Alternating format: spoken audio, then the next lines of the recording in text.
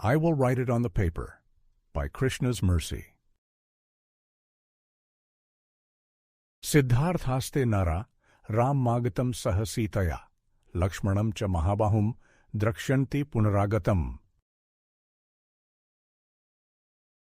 Quote, those men who will again see Rama along with Sita, accompanied by the mighty armed Lakshmana, returning home will be successful. Valmiki Ramayana, Ayodhya Kand, 7:38. It was a long trip, hours of driving, bumper-to-bumper traffic the entire journey, yelling and screaming from the back of the car. For some reason, you are the one charged with doing practically everything. You have to operate the vehicle. You have to choose the appropriate intervals for stopping, for finding the ideal place with clean facilities and food to eat. You have to both load and unload the luggage. On top of it all, you cannot listen to any music while driving. The other occupants, you see, use their volume of verbal disagreement to influence your behavior.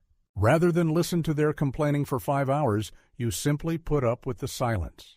Alas, if only there could be silence. The passengers decide to eat non-stop. You cannot stand the sound of their chewing with the mouth open. They are making a mess in the rear seating area.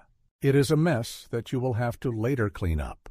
The responsibilities continue to mount with every passing minute. All the while, they remind you that you do nothing around the house, that you lie around and sleep from morning until night. Ah, if that were only true. You finally make it home. Of course, you immediately unload the vehicle, after making several trips to and from. You should be exhausted, but the excitement of finally being on your own powers you through the remaining part of the day. Just as you prepare to get to work on what you have been thinking about for so long, there is a knock on the office door.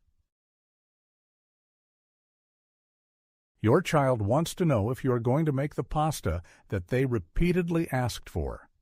Of course, you have not had time to visit the supermarket. You are just now returning home after all. There is barely anything in the refrigerator. How can the request possibly be met? In the nicest way, you reply that the pasta will have to be made later. The child then smiles. They offer some assurance. They say, I will write on the paper, so you will not forget. This is an endearing sentiment, considering that they are still in the process of learning to write sentences. The note they produce will surely be one to keep, to look back fondly upon later in life. The end to this bemusing tale of the exhausted family man highlights the importance of the written word. There is the phrase in Latin, litera scripta manet. This means that the written word remains. On the negative side, if we angrily and irrationally speak ill of someone, if that sentiment should happen to be shared in writing, such as through a social media app that has worldwide distribution, then those words can later come back to haunt us. While we have since moved on, while we never really believed those sentiments, they can be revisited at any time. Others will view us negatively based on our visible, though momentary, lack of intelligence. On the positive side, the child writes down the promise to serve as a reminder. We can pass along important information to others through the written word. This especially becomes important when there is a lack of direct contact. If I did not hear the original words, if I was absent during the initial transfer of information, the written word can pass along what I missed. It bridges the gap. If the messenger can be trusted, if there is authority established through endorsement from proper channels and good conduct following a code of morality, then it is like the gap completely vanishes. We have the example from the Ramayana of a mother passing along important information to her son. These were the last words spoken by the father. Just prior to departing this world in a tragic manner, in a time of great sadness, the father revealed just who would meet the high standard of Siddhartha, just who would have their artha or interest reach Sita or success. Kaikeyi heard the message. She did not necessarily write it down on paper, but it was retained in memory. Kaikeyi was the youngest wife to Dashrath. She was one of the queens in Ayodhya. She passed along the message to her son, Purit. That son was not around at the time of the father's departure. He heard of these last words through the mother. Those who would see Sri Rama return to Ayodhya would be Siddhartha. Rama would be accompanied by his wife, Sita Devi, and his younger brother, Lakshmana.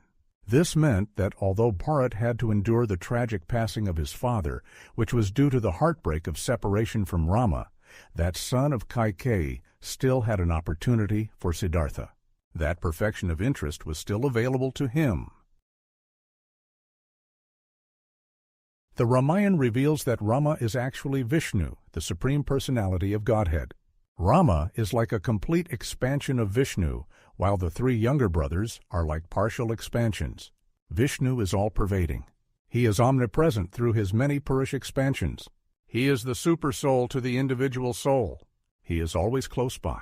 This is one way to understand the absolute nature of God.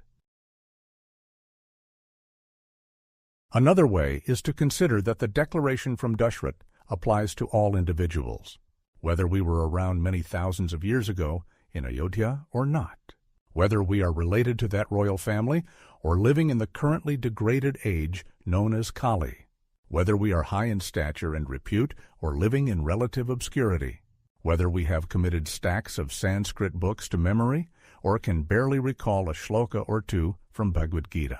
We all have the chance to relive the return of Rama and family to Ayodhya. We can worship in that remembrance. We can worship in separation, which is also like bridging the gap in distance. That gap was only in consciousness the entire time. In closing, like having association the same through written word to remain, telling highest truth where, such that others made aware.